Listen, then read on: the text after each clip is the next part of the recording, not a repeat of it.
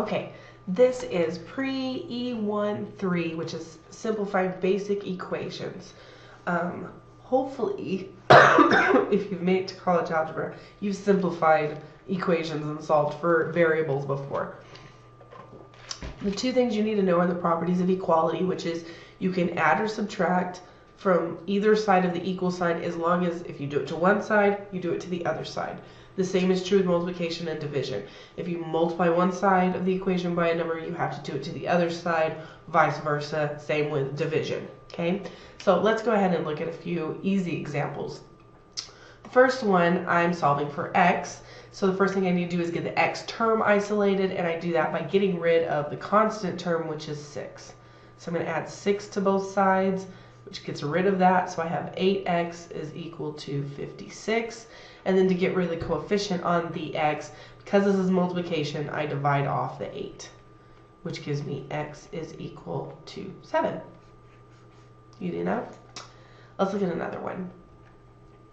This one I have x's on both sides, so I need to collect all my x terms on one side, collect all my non-x terms or my constant terms on the other side. I like to move my x's to where I end up with a positive coefficient.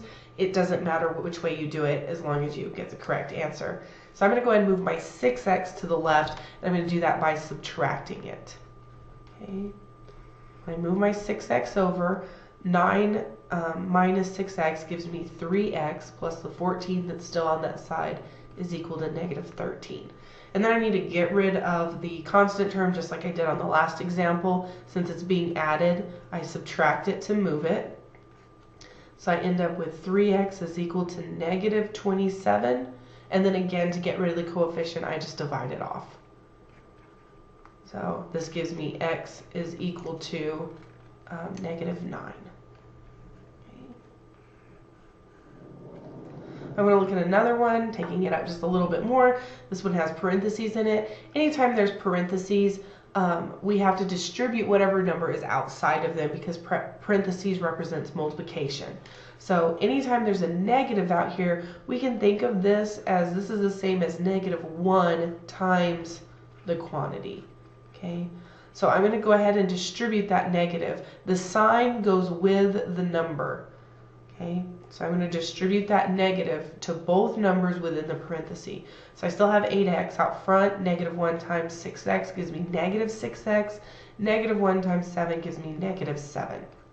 Then I combine my x terms. So 8x minus 6x gives me 2x. Minus 7 equals 1. Then I need to move my constant to the other side so my x term is isolated. Since it's being subtracted, I add it to move it. So I get 2x is equal to 8, and then again, divide off that coefficient that I no longer need. So this gives me x is equal to positive 4. I want to look at one more.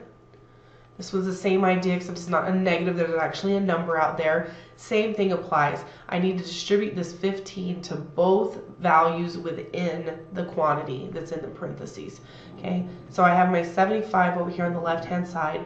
15 times 2y gives me 30y. 15 times 1 gives me positive 15. And then I solve it just like I did before.